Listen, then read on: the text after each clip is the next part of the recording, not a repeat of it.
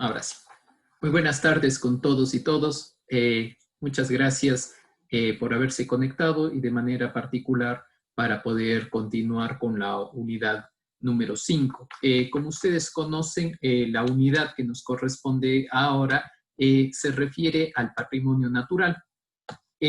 Si ustedes ven de manera específica el Código Orgánico del Ambiente, vamos a partir de ahora a seguir más o menos en secuencia cada uno de los epígrafes y subepígrafes respectivos, para lo cual hablaremos en primer lugar sobre la diversidad biológica y la biodiversidad, hablaremos sobre la conservación de la biodiversidad y sobre la conservación in situ y la conservación ex situ respectivamente. ¿Cuál es el propósito? Sobre todo, tratar de analizar tanto en clase, así como en trabajos individuales y colectivos, que ustedes puedan verificar cómo esto se verifica en la práctica. De manera específica, por ejemplo, trabajaremos con conservación in situ a través de los diversos sistemas del propio Sistema Nacional de Áreas Protegidas. Lo vimos el día viernes pasado, precisamente a través del Parque Nacional El Cajas. Veremos también otras de las características y obviamente cada uno de sus contenidos. Y obviamente también veremos qué sucede con la conservación ex situ. Y para la conservación ex situ, en cambio, vamos a trabajar de manera específica con qué sucede, por ejemplo, con las situaciones relacionadas con nuestros famosos, por ejemplo, viveros, lo que sucede también de manera particular con los zoológicos, criaderos, entre otras cosas. ¿Sí? Entonces, sin más de introducción, vamos a empezar a poder compartir y poder hablar de algunos temas que creo que son bastante relevantes a manera de introducción. A manera de introducción es necesario señalar sobre todo dos cosas. La primera, obviamente, la influencia que tuvo la Declaración de Río y sobre todo los textos constitucionales a nivel latinoamericano, tanto el brasileño cuanto el colombiano respectivamente, sobre el reconocimiento de la población a un medio ambiente sano. Y obviamente también la lucha y sobre todo el control frente a la polución. Esto se va a ver reflejado de manera específica en 1998, tanto a través de la protección del medio ambiente, así como al derecho a vivir en un medio ambiente sano, ecológicamente equilibrado y libre de contaminación. Primera diferencia que vamos a ver obviamente con el año 2008 respectivamente es que por obvias razones aquí todavía estaban considerados dentro de los derechos civiles y políticos, pero sí como un deber primordial del Estado.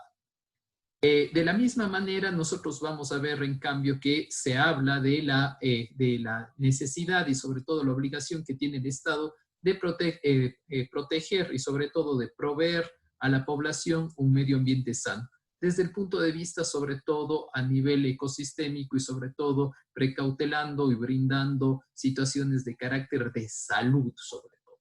También hablaremos de la prevención de la contaminación bajo dos principios, precaución y prevención respectivamente, y la idea de un sistema nacional de áreas protegidas. Si nosotros, en cambio, vamos a verificar de manera particular qué sucede en el texto constitucional a la fecha, vamos a encontrar de manera particular que se van a reconocer de manera específica ya unos derechos. Aquí, como están viendo ustedes, en el artículo 97, en 1998, hablaba ya de la preservación del medio ambiente sano y de utilizar recursos naturales. Situación que si ustedes hacen una comparativa respectiva con lo que sucede en la Constitución del año 2008, vamos a encontrar, por ejemplo, a partir del artículo 14, el reconocimiento de la población a vivir en un ambiente sano y ecológicamente equilibrado, y también de manera específica la responsabilidad y el rol protagónico que va a tener el Estado y obviamente tanto el sector público como privado sobre el uso de tecnologías limpias y energías alternativas. Así, obviamente, el cambio que se establece a partir de la Constitución del 2008, y sobre todo aquí vamos a hablar de dos temas bastante interesantes, el primero de biodiversidad y el concepto de megadiversidad, vamos a darnos cuenta que el Ecuador introduce sobre todo la idea del buen vivir. Y esa idea del buen vivir y del summa causa va a integrarse y sobre todo va a poderse entender en tanto y en cuanto se encuentre la idea, uno, de vida a plenitud y dos, la armonía con la naturaleza. Lo cual, dicho sea de paso, no tiene que verse como un simple contenido vano o un texto declarativo.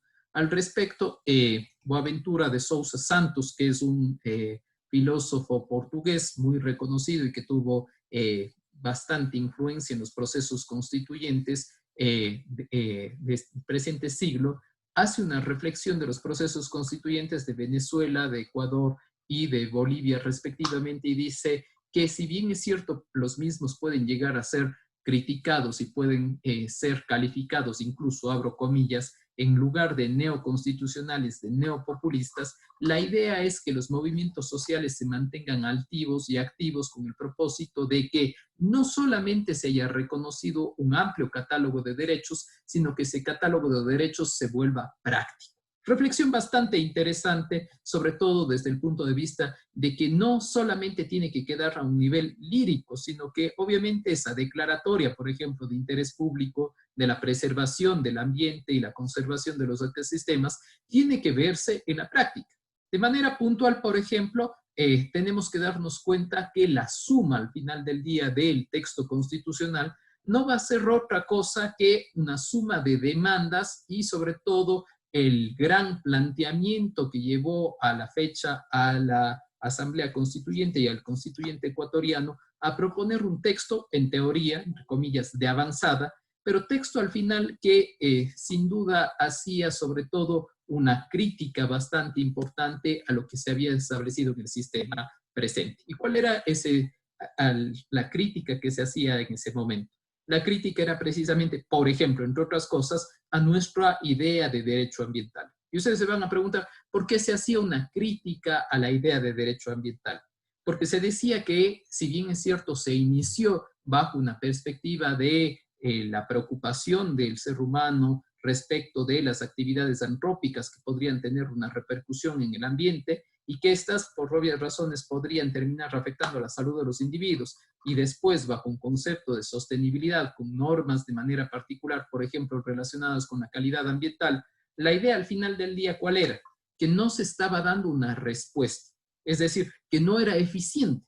¿Y por qué no era eficiente? Sobre todo desde la perspectiva de que se seguía incumpliendo la norma. Por eso el cambio, y sobre todo le vuelve un concepto un poquito más político y le dice, no, lo que nosotros queremos es un cambio disruptivo y este cambio disruptivo donde de manera particular la naturaleza sea sujeto de derechos y al ser sujeto de derechos, de una u otra manera, se busque al menos a través de este modelo, sí reconstruir y sí reconceptualizar la relación que tiene el individuo con este. Para eso nosotros hemos revisado, por ejemplo, ya los principios que va a reconocer nuestra Constitución, tanto en el ámbito ambiental, desde la sostenibilidad o sustentabilidad que llama la Constitución, la transversalidad de la gestión ambiental, la participación e información ambiental de doble vía, que es un reconocimiento importante, creería yo, sobre todo ya que a la fecha, ¿sí?, a un tratado internacional como Escazú, recién discute si se le debería incluir o no. En ese sentido, es necesario también hablar desde el punto de vista procesal qué va a suceder, por ejemplo, entre otras cosas, con la idea básica del indubio pro natura. Idea del indubio pro natura que no es otra precisamente que buscar que quien está en la relación menos favorecida, que sería quien reclama por un supuesto daño ambiental, tenga la prerrogativa de pedir, obviamente, que en caso de duda se aplique lo más beneficioso a este. Así como que todas las decisiones que podrían llegar a afectar al medio ambiente tengan que ser debidamente informadas y sobre todo socializadas. Ahí aplicamos de manera particular la idea de la consulta ambiental, la cual no se tiene que confundir, por favor, con la idea del convenio 169 del OIT, que habla sobre un tema totalmente distinto, que es la consulta previa, libre e informada, que obviamente ya la hemos revisado al respecto. Ahora, sí es necesario tener presente cuáles son las ideas desde el punto de vista de las, y digo por favor, sobre todo que se vea que estoy hablando en plural cuando hablo de las soberanías. ¿Y por qué me estoy refiriendo a las soberanías? Hablo de las soberanías de manera particular, en plural, porque uno de los cambios, sobre todo a nivel ideológico, que se van a vivir en el texto constituyente del 2007-2008, fue precisamente un cambio de paradigma. Y este cambio de paradigma lo que buscaba, más allá que a usted o a mí nos puede parecer correcto o no, era también un discurso ideológico de ¿qué? De que se tenía que refundar y cambiar las ideas desde el sur, un sur global, y que las relaciones no tenían que ser sur-norte, ¿sí? Sino que tenían que ser sur-sur, es decir, de carácter horizontal. Y ahí, de manera específica, uno de los elementos del Estado, que como ustedes conocerán, es fundamental para la existencia del mismo, es la soberanía. Y la soberanía, Jenike, por ejemplo, lo define de manera particular como la capacidad de autogobernarse. Y esa capacidad de autogobernarse hace que en el plano interno, ¿sí? Obviamente no exista una referencia interna, sobre todo hasta dónde se tiene que seguir y sobre todo cuál es la influencia que puede llegar a tener, sino que la soberanía radica en los propios ciudadanos. Ciudadanos, el pueblo, que de una u otra manera tienen que terminar, entre comillas, sí, traspasando ese poder a través de los medios legítimos de encargo del poder, es decir, en nuestro caso, a través de la democracia, a un tercero para que se encargue de administrar. Sin embargo, desde el punto de vista externo, que le va a interesar mucho, sobre todo al constituyente, va a hablar qué va a suceder con las relaciones con el resto de estados dentro de la comunidad internacional. Y aquí es un debate bastante interesante, no necesariamente el profesor va a estar de acuerdo totalmente con lo que se planteaba, pero ¿qué se decía? Se decía que de una u otra manera lo que había sucedido en los anteriores años es que nuestro Estado había estado siempre dependiendo de decisiones externas. Tal es la suerte, por ejemplo, durante la década de los 90, inicios del presente siglo, por ejemplo, de las luchas, por ejemplo, entre otras, contra los organismos internacionales sobre pretexto de aplicación de medidas. Véase, por ejemplo, las famosas ideas de las recetas del Fondo Monetario Internacional o del Banco Mundial respectivamente. Y la idea, lo que se quería cambiar es que no se tenía que depender de terceros para el manejo, por ejemplo, en la soberanía económica. Soberanía económica, capacidad que tiene el Estado de autorregularse en su faceta interna y no depender de terceros. Ahí viene una primera crítica. ¿Hasta qué punto podemos llegar a ser soberanos económicamente si no tenemos moneda propia? Y dependemos, por ejemplo, de una moneda como el dólar, ¿sí? Nos llama poderosamente la atención en esa situación. Sin embargo, en la discusión ideológica se decía, no solamente debe existir soberanía en el ámbito económico, también teníamos la idea que teníamos que generar, por ejemplo, entre otras cosas, soberanía de carácter energético. ¿Y por qué se tenía que tener soberanía desde el punto de vista energético? ¿Alguien me puede ayudar a comentar qué sucedió en el periodo, por ejemplo? No sé si está aquí Eric Muñoz. Eric, dime qué sucedió en el periodo entre 1992 y 1996. ¿Quién era presidente y qué sucedió de manera específica en el ámbito energético? No le sabría responder, doctor. ¿Sí? Pablo López, por favor, la misma pregunta. No, doctor, tampoco sé. Alfredo Montenegro, ¿quién era presidente entre 1992 y 1996? ¿Cómo está, doctor? No, si no estoy mal, fue Sixto Durán Ballén. Muy bien, fue Sixto Durán Ballén y uno de los problemas más graves que tuvimos durante esa fecha fue efectivamente la hora sixtina. ¿Qué sucedía de manera particular? Sucedía que el Ecuador tenía obviamente problemas de demanda energética, sí, oferta y demanda respectivamente, porque la infraestructura no había crecido. Y al final del día el Ecuador, entre comillas, dependía y pensaba pensando qué sucederá al final del día con la presa de Paute o si llovía o no llovía en el sector de la cuenca del mismo. ¿Por qué? Porque eso dependía si existían o no racionamientos. ¿Cuál era la idea? La idea era que nosotros podamos proveernos de nuestra propia energía.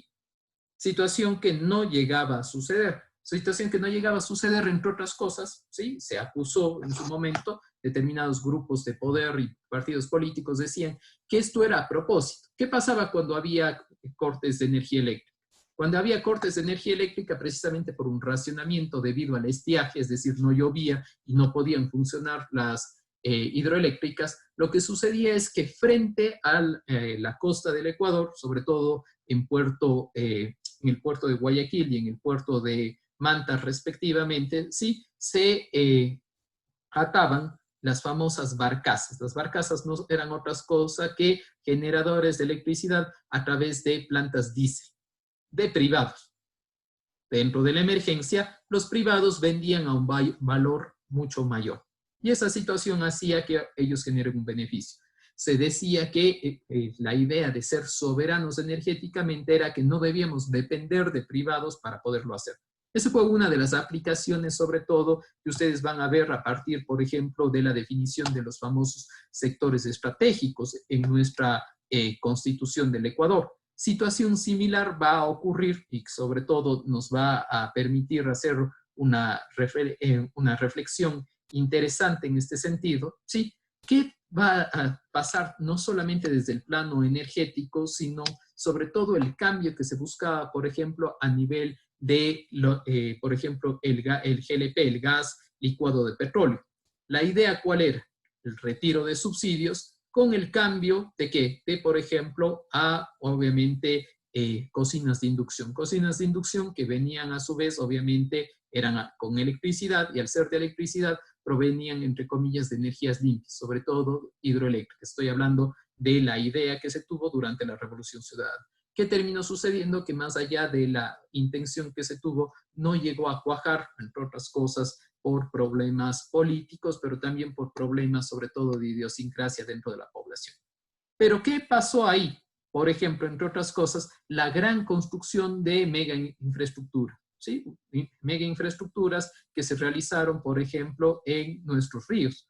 Véase el caso tanto de la cuenca del Paute o en su defecto también el famoso proyecto Coca-Cola-Sinclair, que hace pocos días lo estuvimos analizando, que entre otras cosas se acusa, recién hay obviamente unos primeros estudios científicos al respecto, qué pasó por ejemplo con el famoso río con la cascada San Rafael y su desaparición respectivamente, si se debe realmente a eso o en su defecto se debe a un tema de carácter volcánico. Pero más allá de la soberanía energética, también se planteó la famosa soberanía alimentaria. Y dentro de la idea de la soberanía alimentaria, sí, sobre todo entró desde un concepto de qué? De que el Ecuador, sí, tenía que ser libre de cultivos y de semillas transgénicas. ¿Bajo qué idea? Bajo una idea básica, sí, de autoabastecimiento. No olvidemos, por favor, que en el texto constituyente y en esa construcción del constituyente, lo que se terminó haciendo en su momento, ¿qué era? Tratar de hacer una gran revisión, ¿sí? Sobre las grandes luchas y las luchas contrahegemónicas que se vivían en su momento en la región. ¿Qué quiere decir esto? Que había muchas demandas de, por ejemplo, pueblos y nacionalidades indígenas, de movimientos sociales que estaban en contra, por ejemplo, entre otras cosas, de los cultivos y de las semillas transgénicas. Y la idea fue, obviamente, llevar a Montecristi la idea de una prohibición. Y que obviamente no se pueden producir semillas o cultivos genéticamente modificados. Y que al contrario, se dé una gran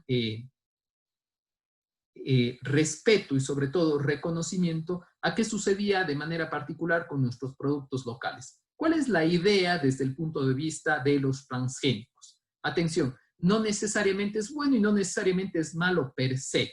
¿Sí? ¿Por qué? Porque todavía desde el plano 100% científico, racional, no existen estudios concluyentes al respecto donde se evidencie al 100% sobre todo que existen problemas. ¿Cuál es la idea de un cultivo transgénico o de una semilla transgénica? La idea es que, por obvias razones, es genéticamente modificado. ¿Por qué? Porque su estructura genética es intervenida y al ser intervenida por el ser humano busca generar unos cambios. Usualmente ustedes entenderán que esos cambios buscan mejorar, por ejemplo, una variedad. ¿Qué semillas han sido modificadas genéticamente y que de manera particular buscan una finalidad específica? Por ejemplo, entre otras, el banano. ¿Por qué? Porque el banano ha sido atacado durante un tiempo determinado con, obviamente, determinadas plagas. Esas plagas, para que le vuelvan resistente a la planta, se le modifica genéticamente, se le hace que tenga que producir una época determinada y eso hace que me genere una mejor producción. Ahora, desde ese punto de vista, sí, también tenemos que darnos cuenta que cuando hay un cambio de manera particular en una semilla por parte del ser humano, ¿qué está sucediendo? Estoy generando ¿qué? Desde el punto de vista del derecho. Estoy generando de manera particular que un hecho que corresponde a la propiedad industrial respectivamente. Es decir, no va a ser lo mismo que yo pueda acceder libremente a esa semilla. ¿Y por qué no voy a acceder libremente a esa semilla o a esa planta? Porque un laboratorio por detrás hizo obviamente el cambio. Hizo esa modificación genética con el propósito de darme una ventaja. Pregunta del millón.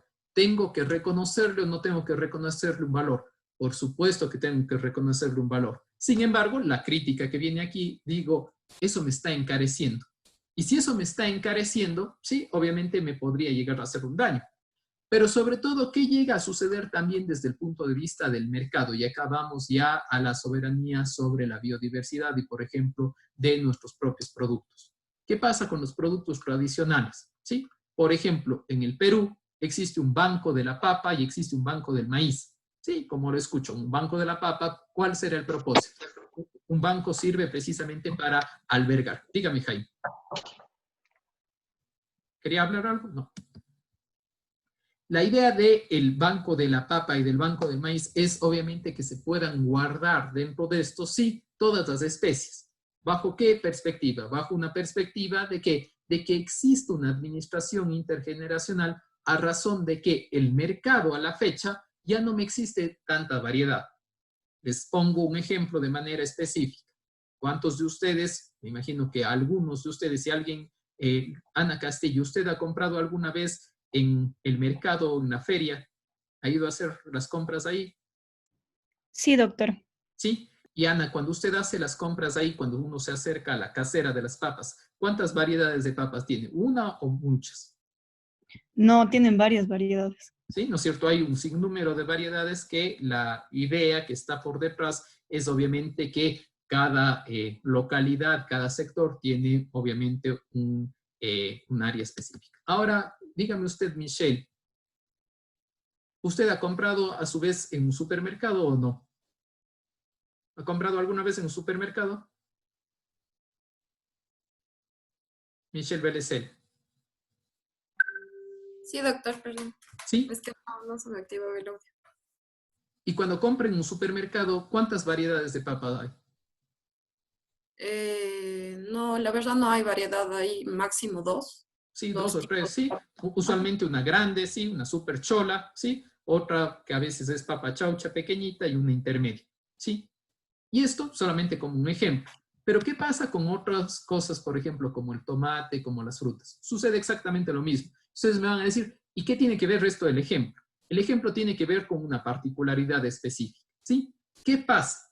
Que el mercado, por obvias razones, ¿sí? Por ejemplo, me refiero, no las fuerzas del mercado, determinan que solamente se produzca tal variedad de productos y que sobre todo tengan unas características específicas, un color determinado, etc. Juan Luis Malo, si usted ha ido alguna vez al supermercado, ¿sí? ¿Ha visto cómo son los tomates? ¿Tienen alguna característica especial? No, no me he fijado, doctor, los ¿No? tomates.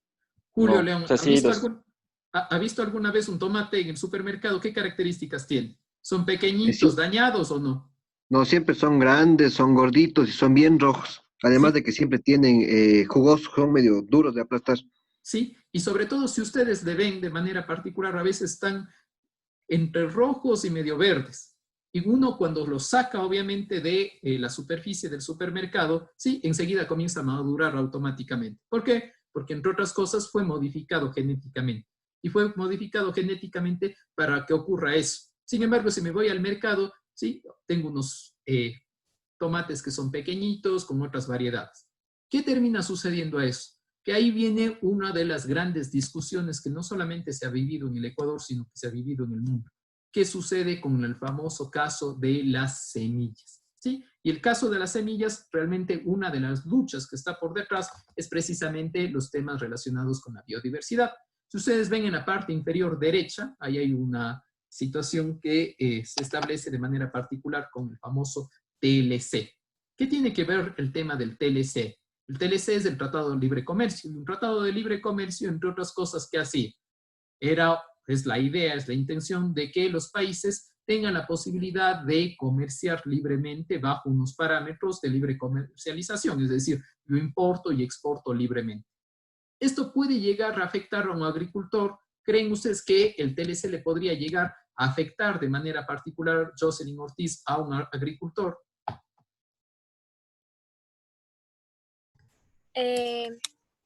Yo creo que sí, porque en cualquier forma llega a establecerles también si es que estos tendrán que vender a mayor precio o no, por ende aumentar o no sus ganancias. Sí, le puede llegar a afectar, ¿no es cierto? Karen, ¿usted qué reflexión puede hacer? Bueno, doctor, estaba pensando de forma igualmente que la compañera que podría afectar más en cuanto a los precios para el productor. Sí, está levantando la mano Jaime Chicais. Jaime. Doctor, en cuanto a eso siempre se ha dicho que para que exista un TLC entre una o varias naciones, siempre es necesario que las dos naciones tengan el nivel al mismo de agricultura, de industria, porque poniendo el ejemplo, Ecuador haciendo un TLC con Estados Unidos o con Europa, lamentablemente Ecuador no tiene lo suficiente para competir, entonces las semillas transgénicas que vienen de los campos de Estados Unidos, que vienen más grandes los frutos y más cosas, van a acabar con la producción ecuatoriana. En cambio, si son dos potencias las que están haciendo un TLC, las dos van a tener para competir entre sus semillas, entre sus frutos y productos. O sea, esa sería mi reflexión. Jaime, ¿usted ha sobre escuchado eso. qué ha pasado? Muy bien. ¿Ha escuchado usted tal vez qué ha sucedido, por ejemplo, en Colombia en ese sentido? Sí, doctor, que lamentablemente en Colombia la producción se ha cambiado completamente y o han quebrado algunos campesinos y agrícolas o han tenido que cambiarse completamente ellos a sembrar nuevos productos que provienen de de las mismas semillas transgénicas de los que se importan con los tratados de libre comercio. Gracias. Johnny Muya, ¿pero qué estaría mal que se cambie de manera particular, que se siembre con otra semilla? ¿Tú le ves algún problema en ese sentido o no? Bueno, Que ¿conmigo? Johnny, por favor. Ya, listo, buenas tardes. Sin duda, eso afectaría porque prácticamente al introducir nuevas semillas, pondríamos en riesgo nuestra semilla, nuestra biodiversidad. Entonces, Pones sin en duda, riesgo la semilla porque obviamente dejas de utilizarla, pero de manera particular, si tú serías el asesor jurídico del campesino, ¿crees que le está afectando o crees que le está beneficiando? ¿Tú qué piensas? Haz un balance. Siempre tratemos de ver los aspectos positivos y negativos. a ver, claro, ahí jugaría también el tema del precio. Entonces, si digamos esa semilla se adapta al territorio, yo creo que podría adaptarse el agricultor con esa semilla, ¿no? Y tener mayores ganancias. Gracias. Luis García. Sí, doctor, yo tenía una pregunta. Sí. Con el cumplimiento de los objetivos de los ODS, el objetivo 2, que es el hambre cero, entonces hay más de 1.000 millones de personas que están en situación de pobreza y de hambre. Entonces, ¿cómo? Y los transgénicos también brindan la posibilidad de que se siembre en menos espacio y que las plantas también sean más resistentes a las plagas y a las condiciones climáticas. Por ende, van a ser mejores, pero el Ecuador no sé si debería adoptar los transgénicos, pero para abrir la puerta a la investigación, para que los transgénicos sean producidos en Ecuador, de manera que no se afecte directamente a los campesinos de nuestro país, sino que se les brinde el acceso a ellos con las debidas capacitaciones, pero no se debería cambiar también tal vez esto de los transgénicos para abrir la puerta a la investigación. Perfecto. Les explico. Gracias por las opiniones. Son siempre bienvenidas y muy importantes. ¿Qué sucede? Aquí, por favor, yo les invito a que no veamos los temas blanco y negro. ¿Sí? ¿Qué sucede? ¿Le puede llegar a afectar al campesino? Por supuesto, o al productor. ¿Por qué? porque al final del día va a tener que pagar por la semilla un adicional que no estaba acostumbrado a pagar. Es decir, le va a causar un perjuicio desde el punto de vista económico. Sin embargo, por el otro lado, si no logra sus estándares que establece el mercado, no va a poder reexportar, ¿sí? Entonces hay que tener presente también esa situación. Les decía, en el caso colombiano ha sucedido, entre otras cosas, que siempre se habla de esta palabrita que es muy incómoda, pero que siempre termina estando, que es la famosa palabra de ser competitivos. Y la pregunta es, ¿qué es ser competitivo? Ser competitivos es, por ejemplo, tener una mano de obra barata, ser competitivos es tener seguridad jurídica, etcétera, etcétera. Pero ustedes me pueden decir, sí, profe, pero exactamente lo que usted está diciendo, esa palabrita de ser competitivos, se podría estar cargando, entre comillas, muchos derechos laborales. Y de hecho, así sucede, para poder ser más competitivos. Pero si no logras estar con sus estándares, mal puedes competir fuera, porque tus precios van a ser muy altos. Ejemplo de manera específica. ¿Qué pasa en Colombia?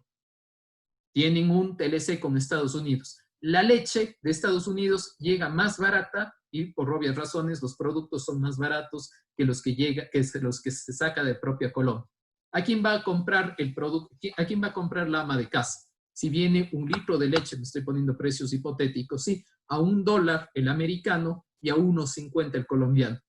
Por un tema de precio de bolsillo, obviamente voy a aceptar comprar el extranjero. Y ustedes van a decir, no, pero al final del día está beneficiando al bolsillo del ciudadano.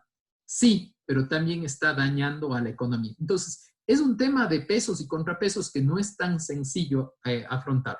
Sin embargo, también tiene una posición, y esto no hay que desconocerlo, una posición desde el punto de vista ideológico. Y lo que nos decía Luis va por esa línea. ¿Por qué? Porque lo que sucedió es que, si bien es cierto, nosotros hacemos una declaración a través de la cual el Ecuador dice que es libre de transgénicos, al final del día, la próxima vez que ustedes vayan a un supermercado, vean muchos productos, sí, por ejemplo, el jamón, situaciones, por ejemplo, como papas fritas, entre otras cosas, van a tener una etiqueta que dice contiene transgénicos. Pregunta, ¿eso quiere decir que es malo? No, no necesariamente quiere decir que es malo. Sin embargo, es importante que lo sepan que existe. Además, el reglamento de la Ley Orgánica de Soberanía Alimentaria, ¿sí?, establece la excepcionalidad. Ojo, esto es a través de un reglamento, ustedes entenderán que está mal, no debería ser así, pero el reglamento dice que de manera excepcional el presidente de la República podrá, como lo dijo Luis hace un momento, establecer cuáles son los transgénicos que pueden ingresar bajo fines de investigación. Si ustedes se fijan en el artículo 402, y esta fue la gran polémica cuando estaba en ese entonces el señor Correa en el poder, él planteó un proyecto de reforma constitucional. Y digo proyecto porque nunca se logró aprobar, y que tenía de manera particular un tema asociado a los temas sobre todo de la biodiversidad. El artículo 402 dice de manera textual que se prohíbe el otorgamiento de derechos, incluidos de propiedad intelectual, sobre productos derivados o sintetizados obtenidos a partir del conocimiento colectivo asociado a la biodiversidad nacional. ¿Cuál es uno de los ejemplos clásicos y por los cuales, entre otras cosas, se puso de manera particular este texto? Se puso de manera particular este texto, ¿por qué? Por una situación bastante particular, ¿sí? Por la famosa, no sé si ustedes han escuchado, Néstor, ¿usted ha escuchado alguna vez de la planta de Drago? La sangre de Drago, perdón. Sí, doctor, es una planta amazónica. ¿Para qué sirve la sangre de Drago? ¿Nos puede contar? Sí, es cicatrizante y también cura enfermedades como alguna úlcera que tiene internamente también. Sí. Pregunta del millón, ¿sí? Julio León, ¿por qué razón, si es tan buena como nos dice Néstor, ¿sí?, la sangre de Drago, no ha sido hasta la fecha patentada y utilizada a nivel del Ecuador? Creo yo, doctor, que este asunto se radica más también en lo que los pueblos indígenas, al ser ellos propietarios de este conocimiento ancestral que permite la fabricación de estas medicinas, no lo han patentado, ya que ellos lo consideran como parte de la naturaleza y por ende no hacen uso de ello de forma lucrativa, diría yo. No, ¿saben qué terminó sucediendo? Que antes, sí, antes que se nos ocurra estas brillantes ideas que estamos discutiendo, sí, vino una farmacéutica internacional, vio las bondades y la patentó. Y la sangre de drago está utilizada, sí, ya está utilizada a través de temas de carácter sintético y sobre todo a partir de propiedad industrial en algunos productos, en algunas pomadas. Ergo, sí, al estar ya patentado, ya no podemos utilizar. ¿Qué quiso hacer el constituyente? Poner de una u otra manera, ¿qué? Una prohibición, para que esto no se repita frente a otras situaciones. Sin embargo, y aquí vienen las presiones nuevamente del mercado, ¿sí? En el año 2016, en diciembre del año 2016, ¿sí?, entró en vigencia un tratado internacional muy importante en materia comercial. ¿Cuál fue, Pamela Andrade?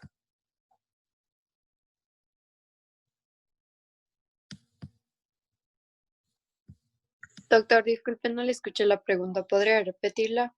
¿Cuál fue el tratado internacional que entró en vigencia en el año 2016 en materia de relaciones de intercambio comercial y que tenía particularidades en el ámbito de manera particular de la propiedad intelectual? No tengo idea, doctor, ¿No? la verdad. No.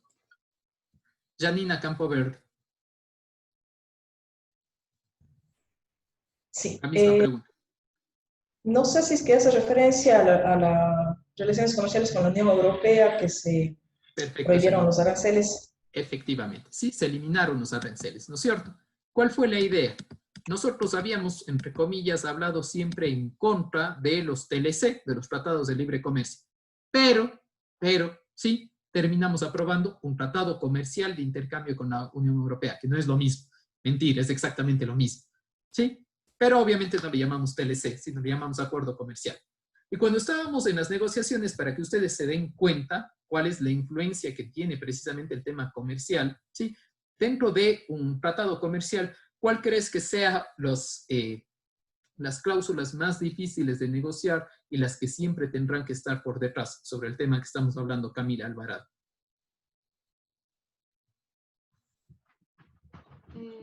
Yo supongo, doctor, que quizás en cuanto a los precios y sobre todo los productos que se van digamos, a vender, porque, por ejemplo, como decía mi compañero, en el caso de que tengan un mejor producto en Europa y nos traigan esos productos, no nos va a beneficiar y sería como que invertir el dinero en algo que no nos va a beneficiar. Sí, pero al final del día estamos abriendo y entre comillas tenemos que ser competitivos y tendríamos que de alguna manera, ¿no es cierto?, bajar los precios. ¿Cuál será el tema que nos va a importar tanto en este sentido, Andrés Serrano? Doctor, se está entrecortando a ratos, no sé si me podría repetir, por favor. Preguntaba que cuál podrá ser de manera particular el tema más importante en un tratado comercial, de los temas que justo de lo que estamos hablando. Sí, podría ser, o sea, como había hablado también la compañera Janina de lo de los aranceles y eso del tratado que usted nos dijo de lo del 2016, creo que uno de los puntos más importantes sería llegar a un acuerdo de, o sea, en qué nos vamos a basar, o sea, qué semillas, cómo vamos a llevar el cultivo, o sea, centrarnos en las cosas importantes, o sea, lo que es básico, pero que es lo más importante para que en el futuro sea nos dé una buena calidad, no sé, una buena ganancia. Perfecto, muchas gracias. Uno de los temas que es trascendental es el tema de la propiedad industrial, ¿sí? Y todos los derechos derivados con la propiedad intelectual, ¿sí? ¿Por qué? Porque por obvias razones, piense Juan Luis Malo que yo quiero traerme una marca de vinos de Portugal, ¿sí? Y ya están utilizando de manera clandestina esa marca de vinos aquí. Desde el punto de vista de los estados y de los inversores, ¿tendré que darle una seguridad o una garantía? ¿Qué piensa usted? Claro, doctor, porque si no pierde los incentivos para ir a ese país. ¿Sí? Y no sé si ustedes ya aprobaron penal, ¿no es cierto? ¿O están siguiendo penal? Se deben haber fijado que existe en el caso específico del Código Orgánico Integral Penal, ¿sí?, un artículo innumerado en el mismo donde se establece los delitos contra la propiedad intelectual. Dicho sea de paso, ¿sí?, para que ustedes vean, ¿sí?, cuando se estaba haciendo el Código Orgánico Integral Penal, bajo la idea de mínima intervención penal, se dijo, no, el tema de propiedad intelectual no debe ser considerado un delito. Únicamente tiene que ser considerado como una sanción de carácter administrativo. Así quedó, ¿sí? Se reguló en el Código Ingenios, ¿sí? Y obviamente en el Código Orgánico Integral Penal no se reguló. Octubre del 2016, iba a entrar en vigencia ya el tratado. Y la Unión Europea le dijo, espérate un momentito, estaba en el equipo negociador, ¿sí? Y le dijeron al ministro de Comercio Exterior, estoy contándoles de la vida real, y dijeron, ¿sabes que esto no entra en vigencia? Porque nos hemos dado cuenta que ustedes no tienen regulado como delito los temas de propiedad intelectual. En consecuencia, si ustedes no aprueban una ley, ¿sí? O una reforma, de manera particular, a tu normativa penal, ¿sí? No entra en vigencia el tratado. Gracias. Néstor, ¿cree que eso es una interferencia o no en el ordenamiento jurídico interno? ¿No afecta a la soberanía? Bueno, doctor, sí, pienso que sí afecta a la soberanía, pero como alguna vez habían dicho en unas clases que los estados somos como las personas, que siempre vamos a depender de otro estado por el factor económico. Entonces no podríamos llamar soberanía en su totalidad, porque siempre vamos a estar necesitados ahora mismo de otro estado que tenga mayor peso económico, diría. Sí, y eso fue lo que sucedió. Nosotros tuvimos que decir, no se preocupe, vamos a ir a la asamblea este rato y vamos a poner un delito. Y pusimos un delito en 30 días. ¿Sí? Y con el delito puesto, entró en vigencia. ¿Sí? Y ahora usted puede tomar sangría a un precio casi más barato que el Gran Duval en un supermercado. ¿Sí? Parece de chiste lo que le estoy diciendo, pero está sucediendo eso. Que cada vez están bajando tanto los aranceles que llega ya el año 4, ¿sí? Donde, por ejemplo, sí, muchos vehículos están liberalizando ya totalmente, me refiero a automóviles alemanes, automóviles húngaros, automóviles franceses y españoles, que obviamente hacen que la industria se tenga que volver mucho más competitiva. Y al final del día, también en otros productos, cuando usted va al supermercado o va a una tienda, muchos de esos productos ya les comienzan a salir que son productos obviamente europeos y que comienzan a competir de manera particular con los productos nacionales. La idea es que esto sea de vuelta, es decir, que también vayan nuestros productos. Ya le doy la palabra a Anabel. Y el proyecto de reforma que se tuvo en ese momento, dicho sea de paso, no se llegó a aprobar, ¿sí? Fue que se podían otorgar derechos incluidos de los de la propiedad intelectual, ¿sí?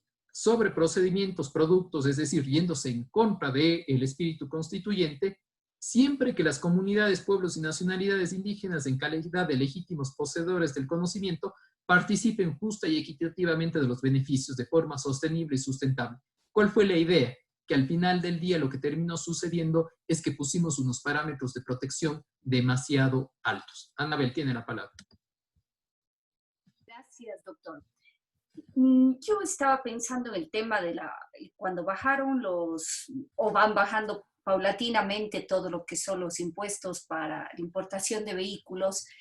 Yo creería que en cierta forma en este nicho puntual puede beneficiar al Ecuador por el hecho de que pueden llegar vehículos que utilizan otra tecnología. Siempre se ha sabido que, por ejemplo, en el Ecuador ingresan vehículos que no tienen una alta normativa de más bien restricciones, incluso vehículos que ya no se venden en ciertos países porque tienen ciertas deficiencias o por el que el consumo es elevado de los combustibles y sobre todo por el daño ecológico que pueden causar.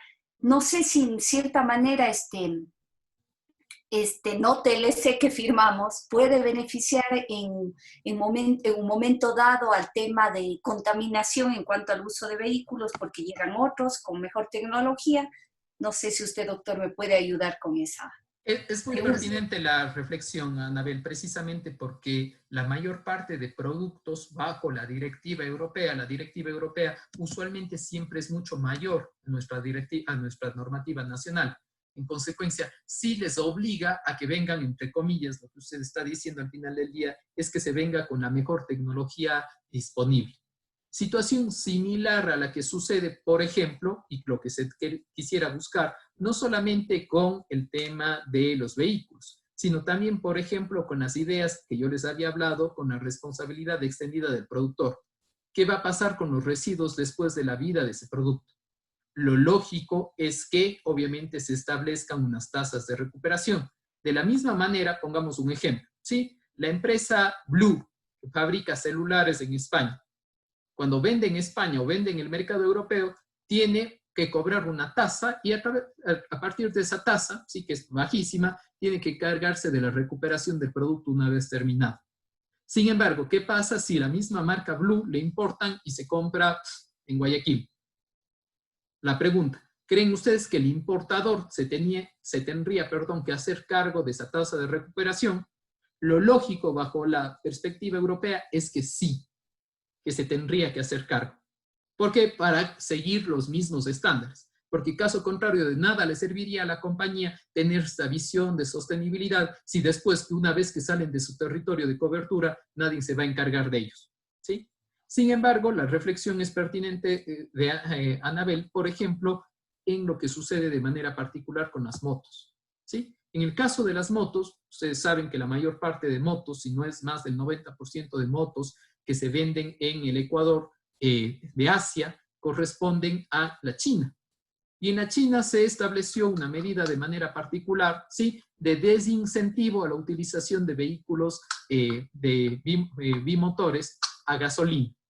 ¿Con qué propósito? Con el propósito de cambiar a tecnologías limpias. ¿Qué se hizo? Reflexionen ustedes rápidamente. Que la tecnología, entre comillas, sucia, ¿sí?, se comienza a vender a los países en vías de desarrollo como el Ecuador.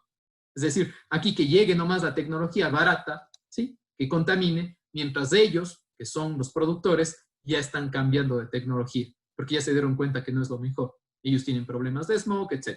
¿Sí? Entonces, desde esa perspectiva es interesante analizar también cuando los factores ambientales se entrometen también en las relaciones comerciales.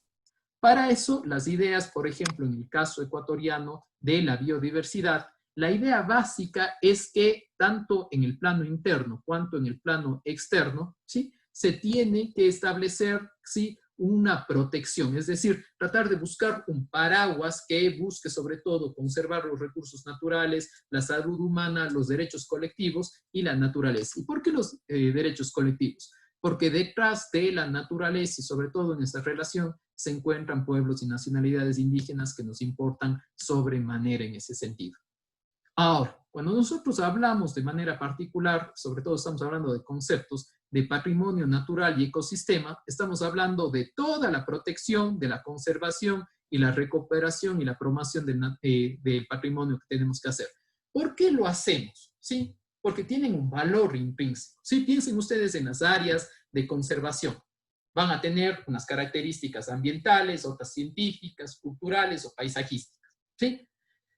De manera particular, pensemos en determinadas áreas del Sistema Nacional de Áreas Protegidas, por ejemplo, en la costa del país, ¿sí? Si ustedes van, me invento, a la península de Santa Elena, una de las áreas que existe ahí es la área de reproducción faunística, precisamente de la chocolatera. Y en la chocolatera lo que sucede es que existe obviamente una lobería.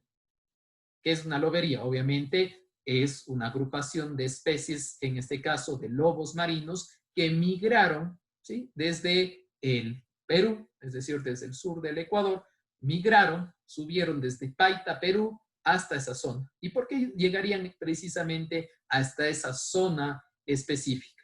¿Por qué creen que llegaron de manera particular a esa zona específica? Kevin San Martín.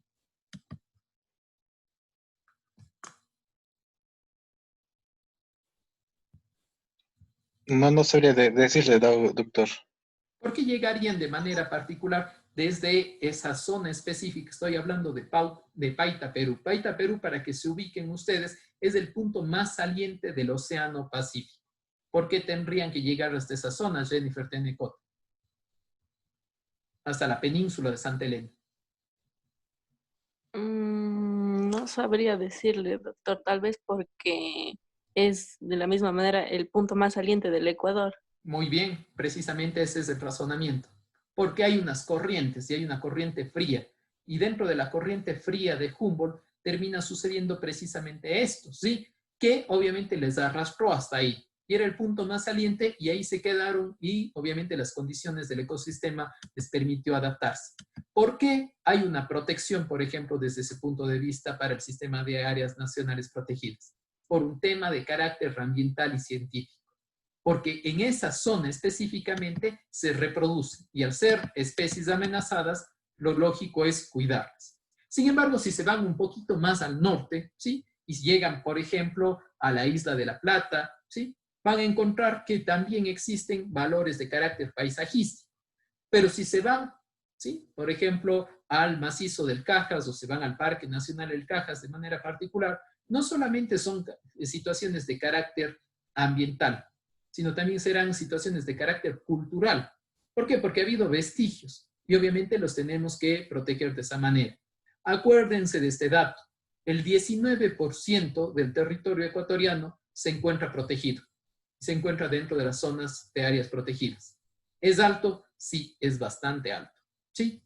Y por obvias razones, ¿qué va a comprender? Formaciones de carácter físicas, biológicas o geológicas. En el caso específico del Cajas, solamente para que vean lo más cercano, ¿sí? Se le protege también por temas de carácter geológico. ¿Y por qué de carácter geológico? Porque la idea del Parque Nacional El Cajas, en lo que subyace, cómo fue su creación, cómo se conformó en su momento, ¿sí? Se dio precisamente a través de, se puede ver en los distintos cambios que ha habido, por ejemplo, las glaciaciones, que se pueden ver de manera particular en sus tipos de suelo. Y para eso, la idea que establece nuestra Constitución y que establece de manera puntual también el Código Orgánico del Ambiente es generar un sistema. Al respecto, les voy a pedir, por favor, que abran, por favor, su Constitución para que ya vayamos asentando las ideas. Vanessa Castro, ayúdeme, por favor, con el artículo 404 y 405 de la Constitución. Sí, doctor, permítame un momento que se cargue nomás.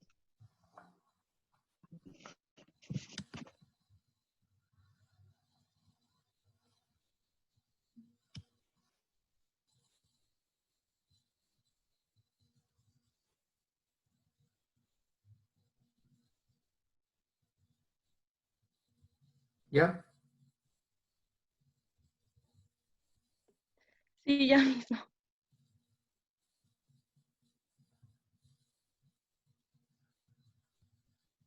Ya. Artículo 404. El patrimonio natural del Ecuador, único e invaluable, comprende, entre otras, las formaciones físicas, biológicas y geológicas, cuyo valor desde el punto de vista ambiental, científico, cultural o paisajístico exige su protección, conservación, recuperación y promoción. Su gestión se sujetará a los principios y garantías consagrados en la Constitución y se llevará a cabo de acuerdo al ordenamiento territorial y una zonificación ecológica de acuerdo con la ley. Artículo 405. El Sistema Nacional de Áreas Protegidas garantizará la conservación de la biodiversidad y el mantenimiento de las funciones ecológicas. El sistema se integrará por los subsistemas estatal, autónomo, descentralizado, comunitario y privado, y su rectoría y regulación será ejercida por el Estado. El Estado asignará los recursos económicos necesarios para la sostenibilidad financiera del sistema y fomentará la participación de las comunidades, pueblos y nacionalidades que han habitado ancestralmente las áreas protegidas en su administración y gestión. Eso era lo que discutíamos el día viernes, como ustedes recordarán, qué pasaba con el Parque Nacional El Cajas si no había, obviamente, de manera particular también una entrega de recursos. Tatiana Morejón, ayúdeme, por favor, con el artículo 33 del CODA.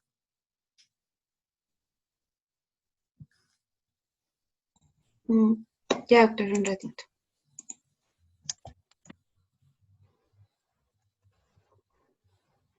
Artículo 33. Y Javier Criollo también prepare hasta mientras el 36 y 37. Y Janina Campoverde, 33, el 41. Doctor. Sí. Ya.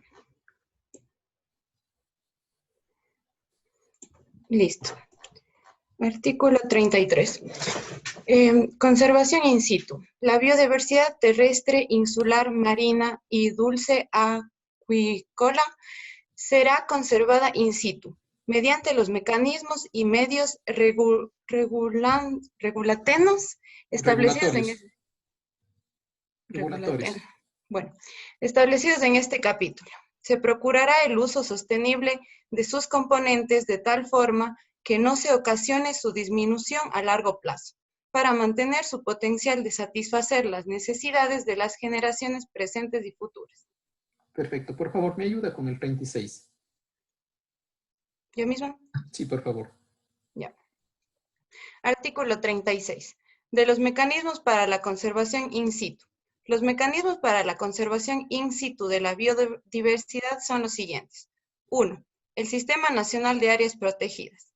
2. Las áreas especiales para la conservación de la biodiversidad. 3. La gestión de los paisajes naturales y 4. Otras que determine la Autoridad Ambiental Nacional. Y el compañero, gracias. El compañero Javier Criollo, ayúdeme con el 37, por favor, el inicio. Doctor, ¿el 37 de la Constitución? No, del CODA. No tengo a la mano, déjame le busco. Giancarlo Scarchi, ¿tiene a la mano el CODA? Sí, doctor, ya le. El 37, por favor. Artículo 37, del Sistema Nacional de Áreas Protegidas. Sí. El Sistema Nacional de Áreas Protegidas estará integrado por los subsistemas estatal, autónomo, descentralizado, comunitario y privado. Ahí solamente para que le pongan al lado, por favor, y le vayan anotando, sí, están en el artículo 43, 44, 45 y 46 respectivamente, para que lo tengan presente. Mientras que la delegación se habla en el 47. Poner especial atención porque en los análisis de casos que les debe hacer, les debe preguntar estos temas. ¿Sí? Sigue, por favor. Su declaratoria, categorización, recategorización, regulación y administración deberán garantizar la conservación, manejo y uso sostenible de la biodiversidad, así como la conectividad funcional de los ecosistemas terrestres, insulares, marinos, marino-costeros y los derechos de la naturaleza. Listo. Y lee, por las último, áreas protegidas. Hasta ahí nomás. Y lea, por favor, el artículo 41. 41. Artículo 41. Categorías de manejo. Las categorías que conforman el Sistema Nacional de Áreas Protegidas se administrarán de la siguiente manera. 1. Parque Nacional. 2. Refugio de vida silvestre. 3. Reserva de producción de fauna. 4. Área nacional y recreación. Y 5. Reserva marina. Los requisitos... hasta ahí nomás. Sí, por favor, anoten al lado para que se acuerden siempre. Sí, en la provincia de la Suay nosotros tenemos 2 categorías por lo menos. Sí, tenemos 1, el Parque Nacional El Cajas, ¿sí? Y 2, el Área Nacional de Recreación Quimsacocha, ¿sí? Quimsacocha es a la fecha un área nacional de recreación, ¿sí? Y ustedes me van a decir, pero no se supone que están haciendo ahí actividad de extracción de minería metálica, es justamente al lado, ¿sí? Es decir, es limítrofe, con lo cual, si ustedes quieren, se convierte incluso en un aspecto casi de carácter contradictorio y no hay el correspondiente franja, por ejemplo, ni siquiera de amortiguamiento. Por eso ahí radica sobre todo la gran discusión en este sentido. Dentro del sistema nacional, como les había dicho, tenemos obviamente el nacional, el subnacional, el comunitario y privado. El subnacional que vendría a ser el descentralizado, que antes se llamaba precisamente de esta manera, y la rectoría es ahora desde el día 1 de junio del Ministerio del Ambiente y el Agua respectivamente. ¿Sí? Hasta aquí vamos a dejar el día de hoy y quedo abierto a las preguntas que existan del caso de lo que hemos avanzado hasta el momento.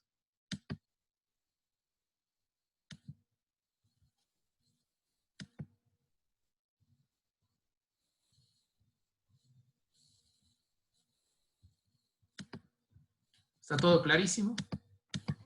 Doctor, buenas tardes. Sí, están levantando las manos. A ver, Camila Alvarado, Juan Luis Malo y alguien más. Ya, doctor, en cuanto a esto del artículo 404 de la Constitución, nos dice que se llevará a cabo una zonificación ecológica. ¿A qué se refiere a lo de la zonificación ecológica? La idea es que existan, ¿se acuerdan que hablábamos el otro día de la importancia de la investigación? ¿sí? En el caso ecuatoriano nosotros tenemos, y yo creo que ese es un acierto, tenemos un Instituto de la Biodiversidad. En este Instituto de la Biodiversidad precisamente lo que se ha hecho es realizar un catálogo, hacer un catálogo, por ejemplo, no solamente desde el punto de vista geológico, no solamente desde el punto de vista de pisos climáticos, no solamente desde el punto de vista forestal, sino, por ejemplo, cuáles son las áreas que se tendrían que conservar, cuál es, entre comillas, el estado de las áreas. Si ustedes quieren, incluso se tiene que ver, entre comillas, la salud de cada una de las áreas, porque la idea de la protección es que si estás protegiendo, mejore, no que empeore. Con lo cual se establecen unos planes al respecto y para hacer ese seguimiento se tiene que ir realizando la respectiva categorización. E incluso también se establecen, por ejemplo, formas a través de las cuales verificar si que existen corredores biológicos. Piense usted, me invento, que un oso de anteojos o una familia de osos de anteojos tenga una presencia en un lugar geográfico determinado, pero para llegar a su alimentación tiene que pasar una zona privada. La idea será establecer, por ejemplo, unas respectivas zonas de paso que al final del día se tendrían que convertir en unas servidumbres ecológicas, por ejemplo, para que se limiten ciertas actividades, ¿sí? No se olviden que al final del día, ¿sí? Al final del día, cómo se ejerce el derecho ambiental se ejerce sobre el derecho de la propiedad. Por eso, en el Ecuador nosotros tenemos unas limitaciones. ¿Cuáles son las limitaciones de la propiedad privada en el Ecuador? De la propiedad en general, perdón. Que se cumpla su función social y ambiental. En este sentido, es la función ambiental. ¿Sí? Juan Luis Malo. Ya, muchas gracias, doctor. La anterior clase, nosotros, usted me hizo la pregunta, conversábamos sobre los subsistemas justamente de las áreas protegidas y dijo que el subsistema, o sea, digamos, como está el Parque Nacional Cajas de este momento, no es el subsistema descentralizado, sino es el estatal, y solo es una delegación. Y nos dijo que es porque no hay transferencia de recursos. No solo por eso, no solamente por eso, ¿sí? Sino porque primero pertenece a una categoría totalmente distinta, que es la estatal, ¿sí? Yo lo que estaba hablando en ese día de manera particular, discutíamos si se trataba de una descentralización o no. Porque para que exista una descentralización sí tendría que existir la transferencia respectiva. Yo justamente estaba revisando en la Constitución y quería, porque no sé todavía bien cómo identificar la diferencia, porque en la Constitución dice, en el artículo 273, que si hay, o sea, declaración expresa de que del gobierno autónomo descentralizado, sí se puede transferir la competencia. Siempre y cuando no exista prohibición. Revise, por favor, ¿sí? Dentro de las competencias del gobierno central de manera particular, ¿sí? Va a encontrar usted el artículo 261. En el artículo 261, el numeral 7 de lectura. Ya, ¿en la Constitución? De la Constitución, sí. Dice, el Estado central. Dice, el Estado central tendrá competencias exclusivas sobre el numeral 7. Sí. Las áreas naturales protegidas y los recursos naturales. Sí, entonces, ¿qué pasa ahí? De manera particular, por más que exista obviamente una declaración expresa por parte del gobierno autónomo descentralizado en este caso, se trata de una competencia exclusiva que no puede ser descentralizada. ¿Sí? Si quieres, al final del día, el núcleo duro, el hueso duro que establece el artículo 261 es para eso. Hay una gran crítica de manera particular con la Constitución del 2008, que si bien es cierto, ¿sí? Y es la verdad, quiso ser muy progresiva en la descentralización, terminó siendo más bien muy centralizador, en el sentido de que si comparas con las de 1998, estábamos mejor, se podía acceder de una mejor manera. En cambio, esto se debe sobre todo a una gran presión, si tú le quieres llamar juego político, como lo quieran llamar, que existía entre el gobierno central de ese entonces y los gobiernos locales. Por eso, entre otras cosas, si sigues leyendo el 261, por ejemplo, se hace cargo de puertos y aeropuertos. ¿Contra quién es eso? Contra Guayaquil.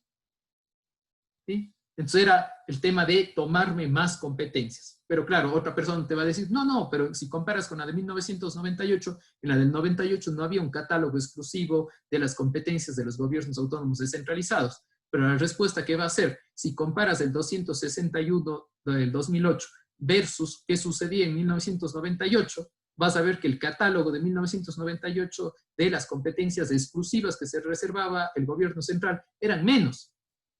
Ergo, ¿cuál va a ser más descentralizador? ¿La que se reservaba menos o la que se reserva más?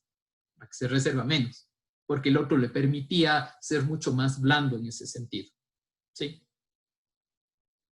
Muchas gracias. A usted, José Luis. José Solís, perdón. José Luis. Doctor, buenas tardes. Sobre el artículo 41 en que se divide las categorías de manejo sobre el SNAP, ¿cuáles son los criterios para depender que una área sea tal categoría y cuáles serían los efectos? Por ejemplo, que una sea parque nacional y otra área de recreación, así. Está apagado el micrófono. Se debe principalmente precisamente a las razones que veíamos. Por ejemplo, si se trata de un tema simplemente paisajístico, si se trata obviamente de un área que va a permitir, por ejemplo, que el simple disfrute de la población. Solo te voy a poner la diferencia entre el Parque Nacional El Cajas y Quimsacocha. Quimsacocha es un área nacional de recreación. ¿Cuál es la idea de un área nacional de recreación? Que si bien es cierto tiene unas características geográficas, geológicas y de disfrute, sí, va a ser protegida, sobre todo, ¿por qué? Porque tiene un interés de satisfacción para los ciudadanos, es decir, porque los ciudadanos le vemos como emblemática por su paisaje, etc. Situación totalmente distinta de un parque nacional que va a tener unas características ecosistémicas mucho más grandes. Veas en el Parque Nacional El Cajas, sí, tiene más de 200 lagunas. Por obvias razones, tiene que darle una protección mucho mayor, ¿sí? Y obviamente incluso el área de conservación va a ser mucho más grande, es decir, a carácter de hectáreas, ¿sí? Y cada uno de ellos. En cambio, si comparas con lo que sucedía en la lobería, de manera particular, ahí sí se va a dar en cambio una situación relacionada, por ejemplo, con los temas de reproducción. Las características ecosistémicas de ese lugar hacen que solo en ese lugar y no en otro lugar se dé, por ejemplo, anidación y también por su parte de mamíferos reproducción. ¿Tienes que protegerle? Sí. ¿Va a ser tan grande? No, no va a ser tan grande porque obviamente solo obedece a un contexto limitado. Listo, gracias. ¿Sí? No sé si existe alguna otra duda, alguna otra pregunta. Caso contrario, regresaríamos el próximo día viernes para continuar trabajando en este sentido. ¿Sí? Recuerden que esto ya no entraría en el interciclo, pero tenemos que seguir avanzando hasta el examen final respectivamente. La idea sería, obviamente, evacuar en las próximas 2 semanas esta unidad y para entrar en la unidad 6, 7 y 8, que son un poco más cortas. ¿Sí? Eso sería todo. Muchas gracias por su participación y nos vemos el próximo día viernes. Gracias, doctor. Hasta luego. Gracias, doctor.